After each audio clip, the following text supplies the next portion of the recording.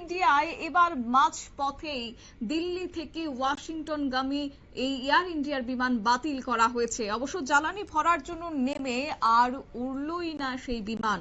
এই প্রসঙ্গে যাব বিস্তারিত, আমাদের সঙ্গে যুক্ত হয়েছে প্রতিনিধি সৌম্য মুখার্জি। সৌম্য, হঠাৎ করে মাঝ পথে এই বাতিল করা হয়েছে উড়ানটি, কেন, কি কারণ রয়েছে?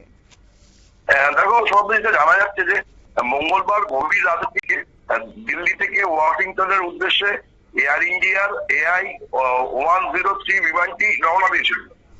দূরপাল্লার বিমান সাধারণত জ্বালানি ভরার জন্য যাত্রাপথের কোনো জায়গায় একটা নামতে হয়।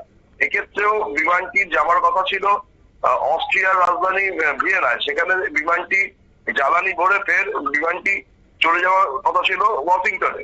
কিন্তু বিমান সব ঠিকঠাক পৌঁছানোর পরে ভিয়েনাতে যখন তেল ভরার পরে ফের টেক অফ করতে যায় বিমানটি, তখনই আচমকা ধরা পড়ে যে বিমানের যান্ত্রিক ত্রুটি আছে, যেটা বিমান সংস্থার তরফ থেকে জানানো হচ্ছে যে ভিয়েনায় জ্বালানি ভরার সময় বিমান ওড়ার আগে উড়ানের বিভিন্ন যন্ত্রাংশ পরীক্ষা করা হয় এবং আহমেদাবাদের ঘটনার পর থেকে যন্ত্রাংশ পরীক্ষার বিষয়টি অনেক গুরুত্বপূর্ণ হিসেবে দেখা হচ্ছে এবং নজরদারির মধ্যে দিয়ে চলছে। ফলে যখন যন্ত্রাংশ পরীক্ষা করা হচ্ছিল তখনই বিমানটির বিভিন্ন যন্ত্রাংশের মাঝে একটি জায়গাতে ত্রুটি ধরা পড়ে এবং সঙ্গে সঙ্গে এয়ার ইন্ডিয়ার তরফ থেকে আর কোন রকম কোনো রিস্ক নেওয়া হয়নি।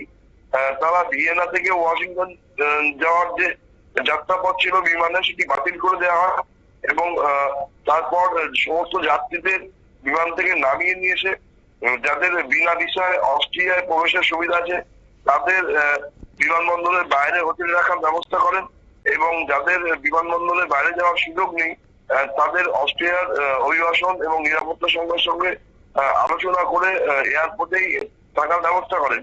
পরে বিকল্প বিমানের ব্যবস্থা হলে তাদের সেখান থেকে ওয়াশিংটন পাঠিয়ে দেওয়া আছে বলে জানা যাচ্ছে।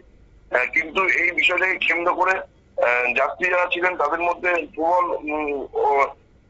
ক্ষোভের সৃষ্টি হয়েছে, কারণ অনেকেরই টাইম মতো পৌঁছতে না পাওয়ার জন্য গুরুত্বপূর্ণ কাজে ক্ষতি হয়ে গেছে বলে তারা অভিযোগ করছেন। পাশাপাশি যাদের অস্ট্রিয়া ভিসা নেই তাদেরকে এয়ারপোর্টে রাখার যে ব্যবস্থা করা হয়েছে সেটাও অপটুল বলে অভিযোগ যাত্রীদের।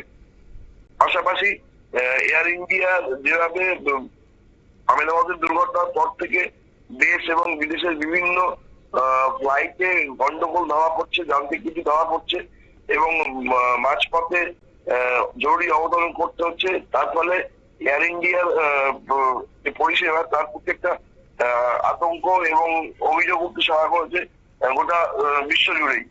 ফলে নতুন করে এই ওয়াশিংটনগামী বিমানে বিপত্তি দেওয়া পড়ায় প্রশ্ন হচ্ছে যে এয়ার ইন্ডিয়া এত কিছু হয়ে যাওয়ার পরেও রক্ষণাবেক্ষণের দিকে কি কোনোভাবে নজর দিচ্ছে না, না তাদের যে বিমানগুলো তাদের সংস্থার মাধ্যমে পরিষেবা দেয় সেই বিমানগুলোর যে লাইফ মেয়াদ থাকে সেই মেয়াদ উত্তীর্ণ হয়ে গেছে এবং ফলে সেই বিমানগুলো আর কোনো না কোনো ত্রুটি ধরা পড়ছে।